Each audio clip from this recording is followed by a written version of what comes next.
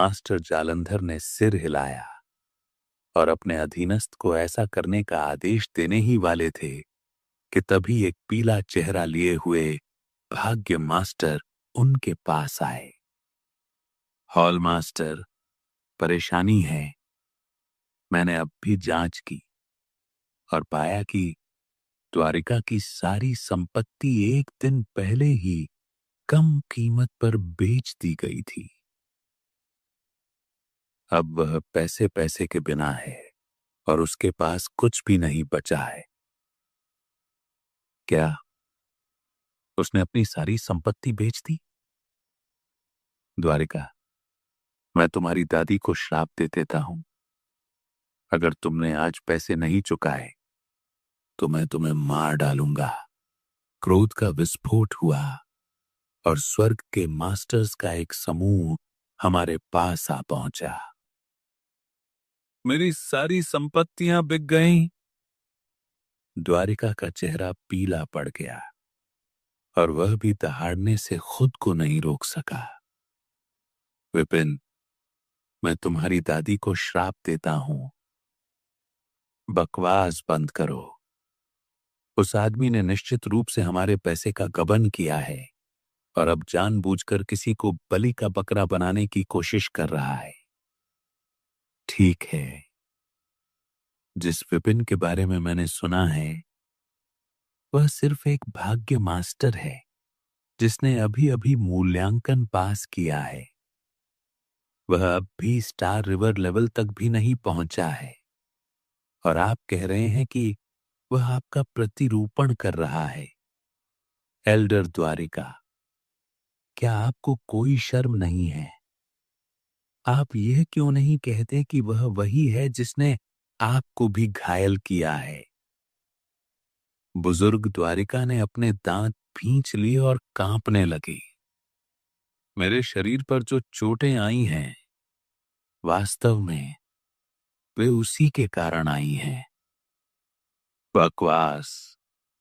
तुम वाकई इतना बेतुका बहाना बना सकते हो? यह पूरी तरह बेशर्मी है। तो तुम कह रहे हो कि तुम अपना कर्ज नहीं चुकाना चाहते, है ना? ठीक है, चलो तुम्हें पीट पीट कर मार डालते हैं। कुछ ही घंटे बाद एल्डर द्वारिका एक एरियल ओरिजिन बीस्ट के सामने खड़े हुई जो चोटों से भरा हुआ था और रोने को तैयार चेहरा लिए हुए था। यदि उसकी त्वरित प्रतिक्रिया न होती जिसमें उसने शैडो ऑफ जिल में प्रवेश करने के लिए सहमति व्यक्त की, सभी को रास्ता दिखाया तथा अपना कर्ज चुकाने के लिए सभी कलाकृतियां भेंट की, तो संभवतः उसे अभी गुस्साई भीड़ द्वारा पीट पीट कर मार दिया गया होता। विपिन, मैं कसम खाता हूं कि जब तक मैं तुम्हें मार नहीं दूंगा मैं चैन से नहीं बैठूंगा। उसके दांत भींचे हुए थे और उसका शरीर हल्का सा कांप रहा था। उसने सोचा था कि दूसरा पक्ष सिर्फ एक छोटा सा मछली है जो स्टार रिवर लेवल दायरे में भी नहीं घुस पाया है, लेकिन डेस्टिनी हॉल के wire hall master, star river level 6 peak विशेषज्ञ के रूप में उसे सबक सिखाना आसान होना चाहिए था। उसने कभी सपने में भी नहीं सोचा था कि इतने प्रयासों के बाद ऐसा लग रहा था कि उसके साथ कुछ भी नहीं हुआ, जबकि वह खुद खेती में डूब गया था। एक हाथ खो दिया था, उसकी संपत्ति बेच दी गई थी और यहां तक कि वह भारी कर्ज में डूब गया था। यह प्रतिशोध आकाश के नीचे साझा नहीं किया जा सकता है। शैडो ऑफ जिल छुई शहर से 300 मील से भी कम दूरी पर थी। एरियल ओरिजिन बीस्ट को पहुंचने में आधे घंटे से भी कम समय लगा। यह घाटी एक विशाल और असीम घाटी थी जिसका अंत नजर नहीं आता था तथा इसकी खड़ी चट्टानें घने वनस्पतियों से ढकी हुई थीं, मानो कोई प्राचीन जंगल हो। घाटी के एकमात्र प्रवेश द्वार पर एरियल ओरिजिन बीस्ट को उतरने के लिए नियंत्रित करना, यह स्थान पहले से ही लोगों और विभिन्न एरियल ओरिजिन बीस्टों से भरा हुआ था। शैडो ऑफ जियल में 21वें स्थान पर स्थित यह क्षेत्र अनगिनत खजानों से भरा हुआ था। इसके अचानक खुलने से न केवल जीनिथ किंगडम बल्कि आसपास के अन्य राजवंश और यहां तक कि कुछ शक्तिशाली कबीले और विशाल विशाल द्वार भी आकर्षित हुए। जो भी व्यक्ति पास में था वह बड़ी संख्या में आया था। जेनिथ किंगडम के हॉल मास्टर जालंधर वास्तव में शक्तिशाली थे, लेकिन वे यहां खड़े नहीं थे। शायद एक साधारण भिखारी या रसोइया भी उन्हें मार सकता था। जमीन पर उतरते हुए एल्डर द्वारिका ने चारों ओर देखा, यह सोचते हुए कि उन्होंने जिन विशेषज्ञों को आमंत्रित किया था उन्हें कैसे खोजा जाए और अधिक लाभ के लिए डोमेन में एक बड़ी धूम मचाने के बारे में कैसे चर्चा की जाए।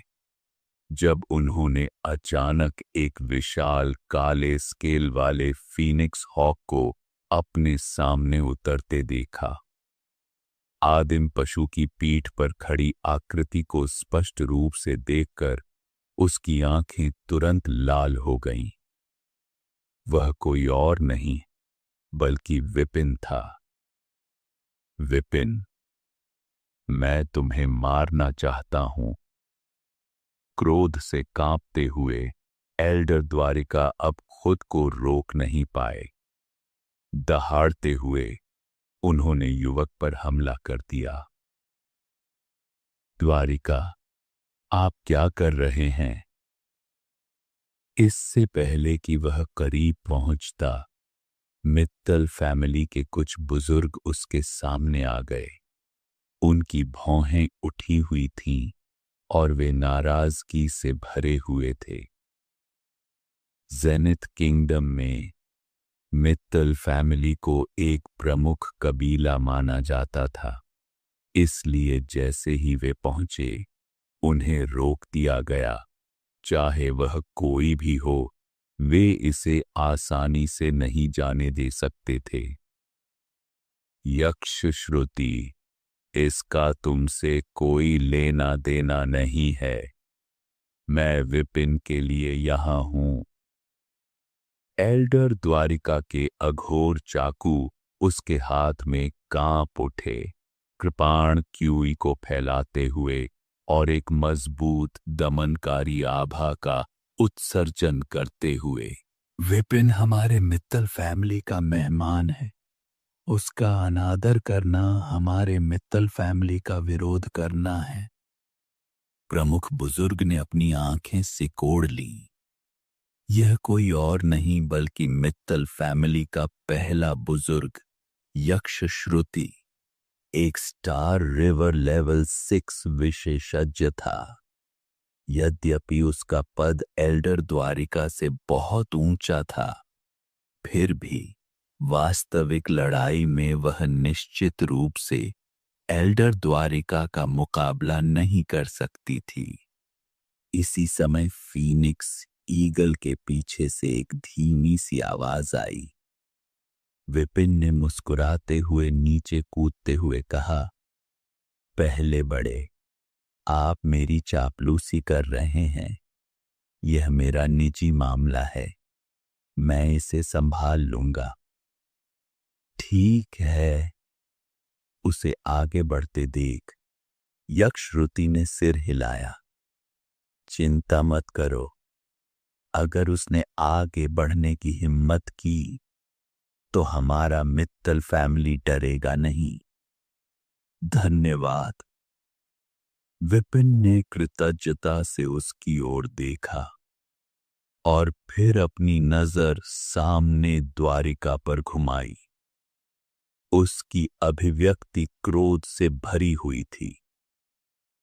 मास्टर द्वारिका, आपने मेरी छात्रा का अपहरण कर लिया, यह दावा करते हुए कि जब तक मैं आपको 3000 डेस्टिनी डिस्क देता हूं, आप उसे शैडो ऑफ जिल के खुलने से पहले वापस कर देंगे। मैंने पहले ही भुगतान कर दिया है, तो मिताली अब कहाँ है? 3000 डेस्टिनी डिस्क? द्वारिका चौंक गई। मैंने तुमसे इतने पैसे कब मांगे थे और तुमने मुझे कब दिए थे? अरे नहीं, यह आदमी बकवास कर रहा है। लोहे की तरह हरे रंग का चेहरा बनाकर और खंडन करने ही वाले थे कि उन्होंने कुछ ही दूरी पर एक युवक को देखा जिसकी आंखों से आंसू बह रहे थे। आप अघोर चाकू सेक्ट के नेता और डेस्टिनी हॉल के वाइस हॉल मास्टर हैं, जिनके पास अद्वितीय शक्ति है, जबकि मैं बस एक साधारण साधक हूं जो कुछ दिनों पहले ही एक मूल्यांकन पास करने के बाद ही एक सच्चा स्वर्ग का मास्टर बन गया। आपकी तुलना में स्वाभाविक रूप से मैं किसी भी चीज में बराबरी नहीं कर सकता, लेकिन आप अपना वादा नहीं तोड़ सकते। डेस्टिनी डिस्क को छीनकर और फिर अज्ञानता का नाटक करके किसी के छात्र को डराकर बदले में डेस्टिनी डिस्क की वसूली करना, कलाकृतियां छीन लेना लेकिन व्यक्ति को रिहा न करना, क्या यह बहुत ज्यादा नहीं है? क्या यह जॉय शहर के डेस्टिनी हॉल के वाइस हॉल मास्टर का व्यवहार है? विपिन की आवाज एक विशेष गति से भरी हुई ज्वार की लहर की तरह फैल गई। हर कोई दलित के प्रति सहानुभूति रखता है। द्वारिका एक स्टार रिवर लेवल 6 विशेषज्ञ और डेस्टिनी हॉल का वाइस हॉल मास्टर है, जबकि विपिन सिर्फ एक मामूली व्यक्ति था। चाहे आप इसे किसी भी तरह से देखें, यह एक ऐसी स्थिति थी जिसने सहानुभूति पैदा की। निश्चित रूप से स्पष्टीकरण सुनने के बाद चारों ओर आक्रोश छा गया। सभी के चेहरों पर गुस्सा साफ झलक रहा था। उसकी बकवास मत सुनो विपिन, तुमने मुझे डेस्टिनी डिस्क कब दी? जनता का मूड खराब होते देख द्वारिका का चेहरा काला पड़ गया। वह अपनी फटकार को रोक नहीं सका। यह एक निजी लेन देन था। अब आप इसे नकार रहे हैं तो मेरे पास कोई विकल्प नहीं बचा है, लेकिन इतने सारे विशेषज्ञों के सामने क्या आपने मेरे छात्र का अपहरण कर लिया है या मैंने आपके साथ गलत किया है? विपिन ने कहा, आपकी छात्रा मेरे साथ अभद्र व्यवहार कर रही थी और वास्तव में मैंने उसे पकड़ लिया। भीड़ की निगाहें अपनी ओर मुड़ती देख द्वारिका ने हाथ हिलाकर इशारा किया। यह अच्छा है कि आपने इसे स्वीकार कर लिया। आपने मेरी छात्रा को पकड़ लिया और उसे चोट लगने के डर से मैंने उसे छुड़ाने के लिए आपको डेस्टिनी डिस्क से पैसे दिए। इस मामले में आपका शिष्य बेनम मेरे लिए गवाही दे सकता है, विपिन ने जोर देकर कहा। वेनम, द्वारिका की पलकें फड़कने लगी। उसके दिल में दुर्भाग्य का पूर्वाभास बढ़ने लगा। इससे पहले कि वह इस भावना पर विचार कर पाता, वेनम भीड़ से बाहर आया, हाथ जोड़कर झुक गया। हर को मैं वास्तव हूँ, एडम हूँ, मिंजियांग ताओ का छात्र हूँ। हालांकि वह मेरे शिक्षक हैं, मुझे निष्पक्ष रूप से बोलना चाहिए। वाह, जो मेरे शिक्षक